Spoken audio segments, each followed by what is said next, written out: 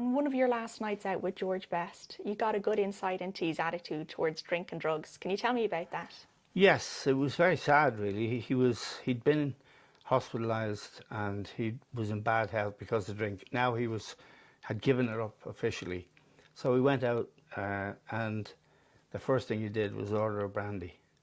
And I was drinking bottles of lager, which was my thing.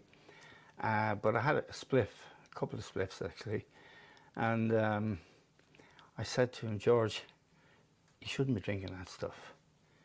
He said, I know, I can't. I said, look, why don't you have a spliff? And he went, drugs? No way. I wouldn't touch drugs, ever. And I thought, go on, George, this is killing him. And of course he died not too long afterwards. And it was drink that did it. But he had that sort of prejudice against drugs that was so old-fashioned.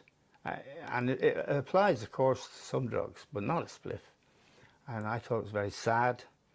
And it was a kind of enduring image of a man who was killing himself with alcohol, which is the most potent and commonly used drug of them all. It was very sad. He was a real tragedy, what happened to him, wasn't it? He's great talent, he would have, Yeah, it was a tragedy. He died young and drink destroyed him, and yet it was respectable to have a drink, whereas having a spliff was regarded as a wicked thing to do. And George, by no means stupid. He was a very intelligent man, but that was a prejudice that was deep-seated, deep-rooted from his working class background, really. And you've had your own trajectory with your attitude towards drink and drugs as well. You're very, very healthy now, but back in the heyday, I mean, the stories are legendary. Well, I was never big into drugs at all, because you couldn't work properly if you were doing drugs. And I wasn't a big drinker either. I had a natural exuberance that didn't require any artificial injections. So I was kind of never a big drug, but there were drugs around, and I did dabble in Lily's and places like that, When you say dabble, what do you mean? Well, you'd have a line or a spliff, and you'd feel good for a while, but you wouldn't feel good the next day. You said it makes you feel like the king of the world. Can you explain that for people who have no idea? Well, it's not good. It should be and is banned.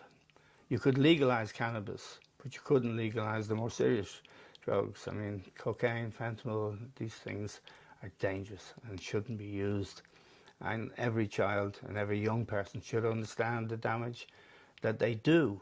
But, in Ireland now, they're in every village, every town, and people's children are using them.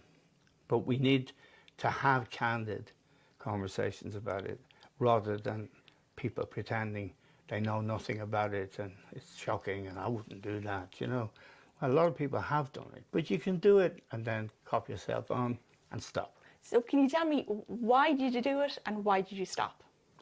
I did it because I was in company and everyone was doing it, just for fun.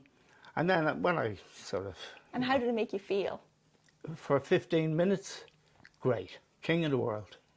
But not good when you woke up the next day. So I stopped doing it. You have to stop these things and settle for a bottle of Harp or a bottle of Beck's, which was my poison of taste. You're one of the lucky ones you could stop. Yeah, that's the difference. But I had enough to live for. Not everyone does.